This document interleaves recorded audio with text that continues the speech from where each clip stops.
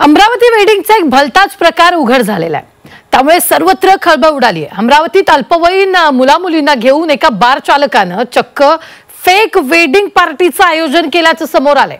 माहिती मिळाल्यानंतर पोलिसांनी जेव्हा पार्टीस्थळी छापा टाकला तेव्हा परिस्थिती पाहून पोलीस सुद्धा चक्रावलेत। पाहूया।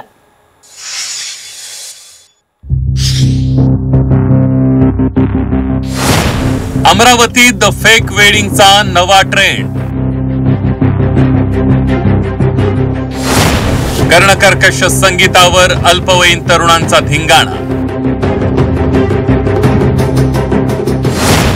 रेस्टॉरंट आणि बार मध्ये अल्पवयीन मुलांचं मद्यसेवन। मंडळी, याआधी तुम्ही pre wedding photoshoot wedding photoshoot असं ऐकलं असेल, मात्र अमरावती जिल्ह्यात द फेक वेडिंगचा नवा ट्रेंड समोर आलाय। या फेक वेडिंग मध्ये एका रेस्टॉरंट मध्ये अल्पवयीन मुलामुलींचा धिंगाणा सुरू होता। एवढंच नव्हे तर या मुलामुलींच्या हातात पेग देखील होते। बार मध्ये धिंगाणा सुरू असल्याची माहिती मिळाल्यानंतर पोलिसांनी छापा टाकला आणि या हॉटेल आणि बार मधील चित्र पाहून पोलीसही चांगले चक्रावले होते।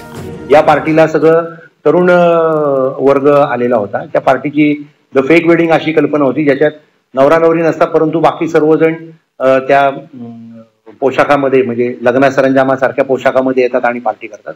परंतु या पार्टीमध्ये जे काही आलेले सगळे तरुण होते हे मॅक्झिमम वयाने कमी होते, मायनर होते आणि याची माहिती पोलिसांना मिळताच त्या पार्टीमध्ये मद्य त्यांना सर्व केलं जात होतं।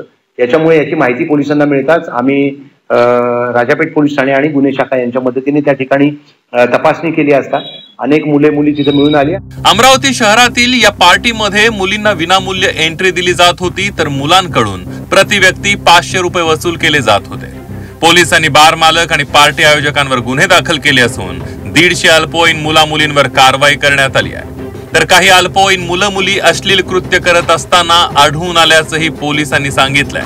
सर्व मुलांना वैद्यकीय तपासणी कामी पाठवण्यात आले। त्याच्यापैकी 4 मुलं जी आहेत ती मद्याच्या अंमलाखाली मिळून आली आणि उर्वरित जे त्या ठिकाणचे ऑर्गनायझर आणि इतर लोक होते यांच्यावर मुंबई पोलीस कायदा, महाराष्ट्र दारूबंदी कायदा आणि त्याचप्रमाणे जे ऍक्ट प्रमाणे कारवाई करण्यात आली।